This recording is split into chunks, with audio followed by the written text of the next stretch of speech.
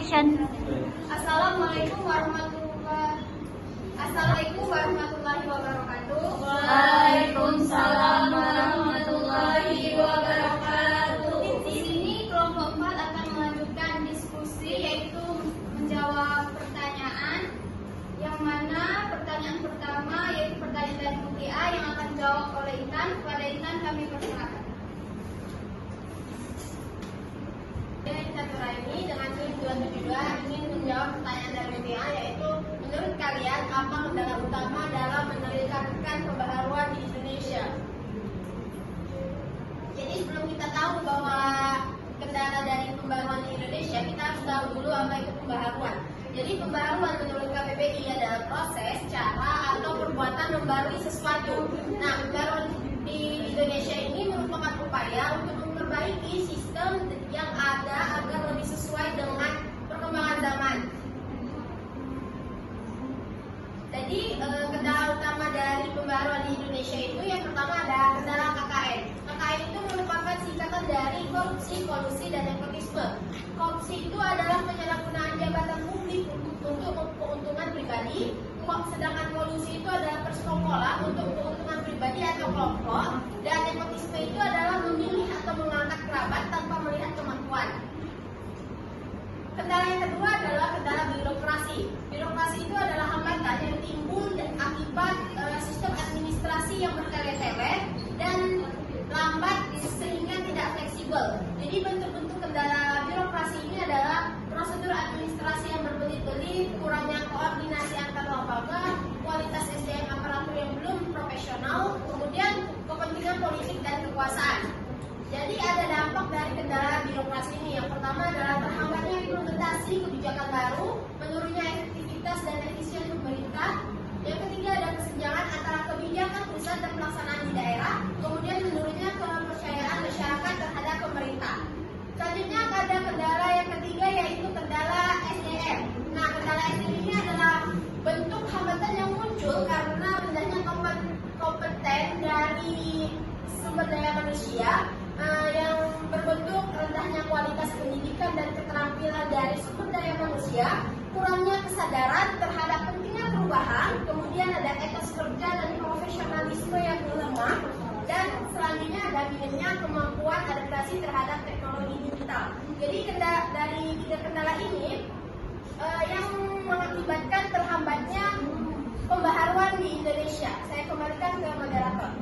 Masih kepada Intan, kepada Mutia, apakah jawaban dari Intan dapat dipahami?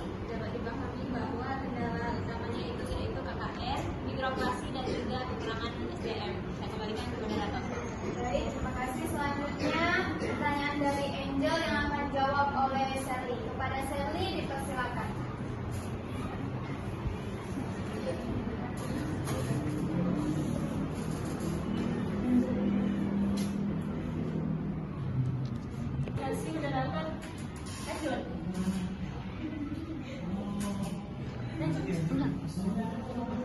Baik, terima kasih moderator. Di sini saya akan menjawab pertanyaan dari Angel Vanessa atau Anggalia.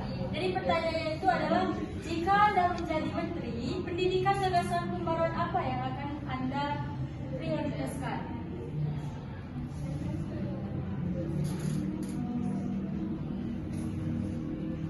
Jadi sebelumnya kita harus tahu dulu kerja Menteri Pendidikan. Jadi pada pasal 2 ayat 1 Undang-Undang Nomor 39 Tahun 2008 menyebutkan bahwa Kementerian Negara dibentuk untuk membantu Presiden dalam menyelenggarakan urusan pemerintahan.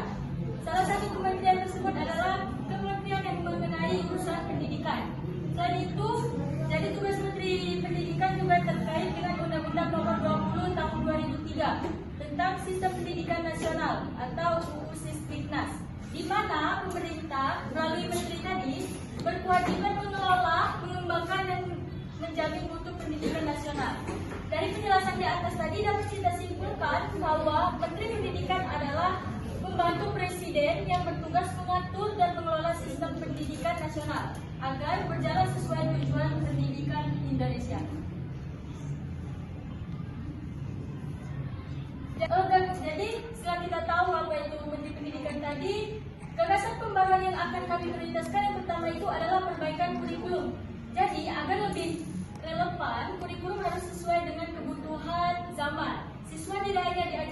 teori, tetapi juga cara berpikir kritis, kreatif, dan bisa memecahkan masalah nyata. Tujuannya itu untuk apa? Jadi tujuannya itu untuk mempersiapkan peserta didik untuk masa depan. Tujuan utamanya adalah membekali siswa dengan keterampilan yang esensial sehingga mereka siap menghadapi tantangan di dunia kerja dan kehidupan yang terus berubah cepat akibat kemajuan teknologi dan globalisasi. Terus yang kedua itu ada kami akan memperbarui gagasan yaitu pilar guru. Jadi semua guru itu harus aktif, terutama yang sudah tua. Wajib mengikuti pelatihan intensif atau bukan sekedar seminar tentang potensi digital dasar dan kurikulum berpikir kritis. Jadi mereka wajib mengikuti pelatihan intensif. Aturannya itu, jika guru tersebut gagal lulus dalam ujian kompetensi digital dan pedagogis, sertifikasi guru atau tunjangan profesi guru akan ditangguhkan. Guru yang terus gagal akan dialihkan ke posisi administratif atau ditawarkan pensiun dini. Tujuannya itu untuk apa? Untuk mengatasi kendala kualitas SDM dan representasi birokrasi atau guru yang akan berubah itu secara tegas memastikan hanya guru berkualitas yang mengajar. Terus yang ketiga itu ada pilar manajemen. Jadi integrasikan semua proses administrasi sekolah seperti dana pos, absensi, rapor, laporan aset ke dalam satu platform digital tunggal yang transparan dan dapat diaudit secara real time. Terus aturan itu kepala sekolah itu wajib menggunakan sistem ini. Setiap transaksi dana bos itu harus tercatat dan terlihat oleh pendidik, kecuali data sensitif pribadi.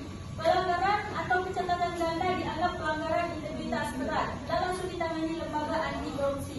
Tujuan ini untuk apa? Untuk memotong kendala KKR, mikro dan birokrasi yang rumit yang selama ini menghabiskan waktu guru dan uang negara. Tujuannya untuk tidak korupsi. Terus yang keempat ada pilar kemerataan.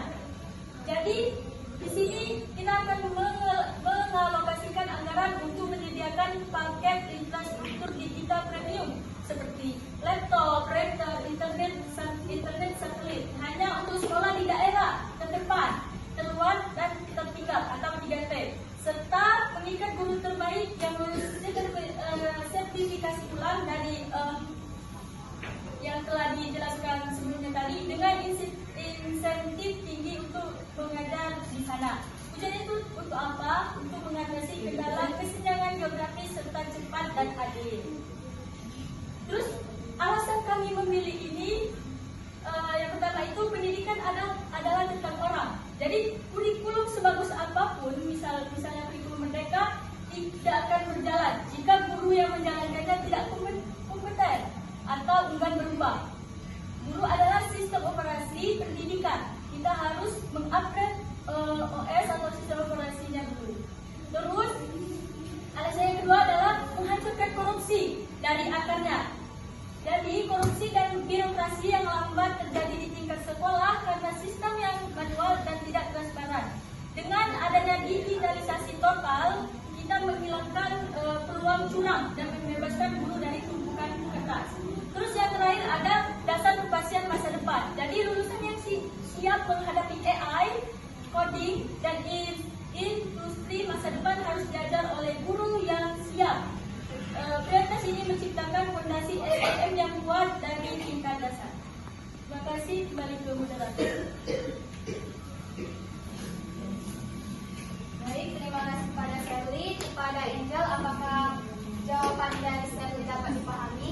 Baik, sudah dapat dipahami. Terima kasih. Selanjutnya pertanyaan dari Esti yang akan dijawab oleh Egir. Kepada Egir kami persilakan. Di sini saya akan menjawab pertanyaan dari Hesti Setia. Pertanyaannya, apa bedanya latar belakang pendidikan IPS di Indonesia dibandingkan dengan negara lain seperti Amerika dan Inggris? Pengertian latar belakang pendidikan IPS. Latar belakang pendidikan IPS adalah untuk membantu siswa memahami kehidupan sosial di sekitarnya, mengenal berbagai aspek kehidupan manusia seperti budaya, ekonomi, dan sejarah, serta membentuk mereka menjadi warga negara yang baik, bertanggung jawab, dan sesuai dengan nilai-nilai Pancasila. Perbedaan latar belakang pendidikan di Indonesia.